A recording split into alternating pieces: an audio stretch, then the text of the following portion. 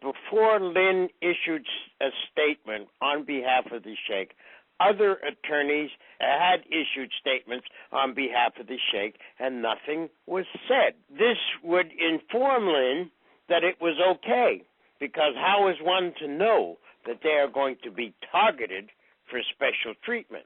And it must also be said that it is stated in the SAMs, if you disobey the SAMs, you may be precluded from visiting your client. This is in the papers. This is in the literature of the SAMs. So now they take it from being precluded from visiting your client to a criminal offense calling for 10 years. Not just a criminal offense, but an act of an engagement in a conspiracy for terrorist act. The failure on the part of the authorities to take any steps against the co-counsels of Lynne Stewart, who issued statements routinely on behalf of the Sheikh, was described by the defense counsel as a bubble. Namely, Lynne Stewart was entitled to the bubble of assumption, resting upon the fact that no measure was taken against her co-counsel for carrying out their responsibilities to their defendant in using the media to articulate what the issues were, both in the mind of the defense counsel and on the part of the defendant. The bubble has to do with the question of presumptive perjury, which is such an outrageous stretch. But the issue before us is the First Amendment content of Lynne's behavior and acts, which Farringer was relentless in putting on record. These are First Amendment issues. When the judges got into the question of the character of Lynne Stewart, it was almost laughable, because one of the things that they had previously said at the same hearing was Lynne Stewart didn't accuse any of these other attorneys of making statements in her papers. And then 2 minutes later, they're saying, gee, we're worried about her character, and, she must be penalized for some flaw in character. And the easy answer to that is just look at Lynne's life. And that is character.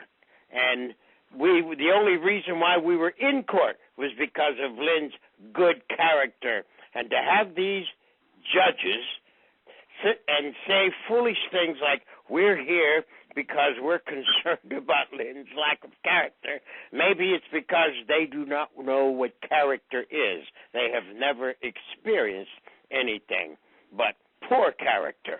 Well, the question of character was posed in relation to why the judges were entitled to assume that Lynne acted in good faith when she relied upon the failure of the authorities to take any action when her co-counsel had released statements.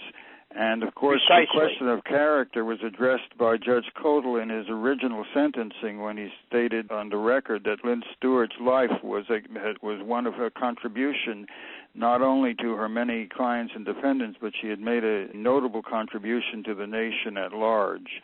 So that the statement about her character was well articulated by Judge Kodal, and much of what has to do with the arbitrary nature of the appellate court's action is that appellate courts are not supposed to substitute themselves for the judge below. The judge below is the finder of fact, and consequently everything that the judges in the Second Circuit said was, as one of their members had said, worthy of a letter to the editor without any basis in law itself. They were attempting to substitute themselves for the judge trier of fact, the judge of record below, which is completely unconstitutional. It should be noted that Robert Sack, who was leading the fray in interrupting and in demanding heavy sentencing for Lynne, has a rather interesting career. Judge Sack is a member of one of the law firms that's most associated with the repressive apparatus of the United States, Patterson, Belknap, Webb, and Tyler. And he was a partner, interestingly enough, with Michael Mukasey, partner with a man who was the judge in the trial who sentenced the Sheikh and before whom Lynne was appearing. Yet he did not recuse himself. Another partner was Rudy Giuliani. Another partner is the son-in-law of Richard Nixon. And indeed, this is a law firm that represents all of the major corporations and the repressive apparatus within the United States. The second law firm with which Judge Sachs is a partner is the largest globally, with 1,000 attorneys and 2,000 staff and 17 offices around the world. The notable partners involved include Theodore Olson and Eugene Scalia, a host of government officials that are associated with the right wing and with repressive politics. And then there's John Walker, who is the cousin of President George H.W. Bush and George W. Bush, who is noted for having been the representative of the State Council for the Republic of Botswana in South Africa during the period of Verwoerd and Forster. He was representing one of the Bantustans. His responsibilities as Assistant Secretary of the Treasurer were that of federal law enforcement training. He oversaw the Secret Service, the Bureau of Alcohol, Tobacco, and Firearms, and the Office of Foreign Assets Control.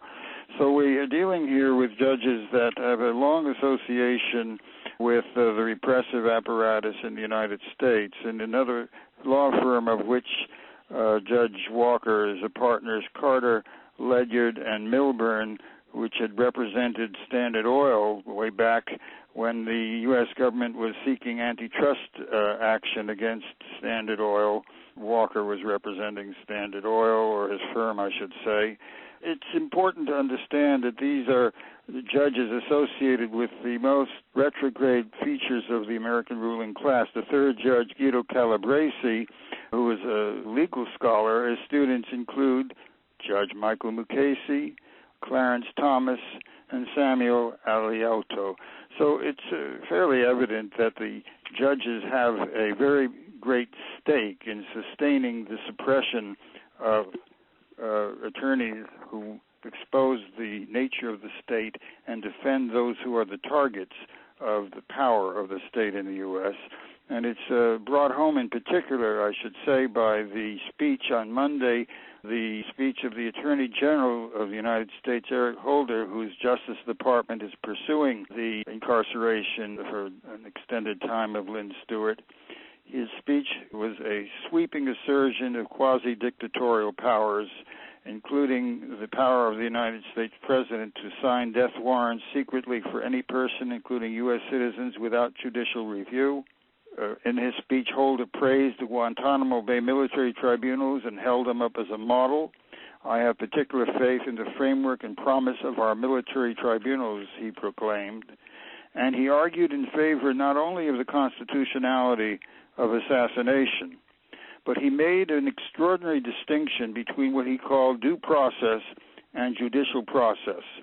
And he represented that instead of the Constitution guaranteeing due process, the Constitution permitted what he called judicial process, whereby the state is capable of seizing people, holding them indefinitely without trial, killing them without violating any constitutional requirements, and indeed establishing a police state if it were considered appropriate and necessary by the executive. And his justification for this is the war on terror. We are a nation at war, Holder declared. The United States is in its hour of danger. And the principle of judicial process as opposed to due process was invoked to effectively nullify the Bill of Rights, nullify the protections of free speech and free association and free assembly, and wipe out the Constitution in a wave of the hand. That's what's at stake here with Lynne Stewart's persecution, because the issues are the justification of a war on terror that establishes an arbitrary police state for every citizen of this country. So the issues could not be more drastically drawn, and the consequences for the public at large are concentrated in the fate of Lynne Stewart.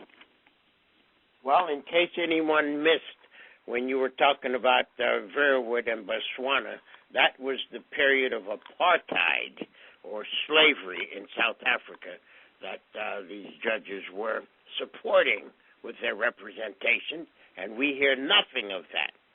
One last point about this particular judge, Judge Walker, the cousin of Bush Sr. and George W. Bush.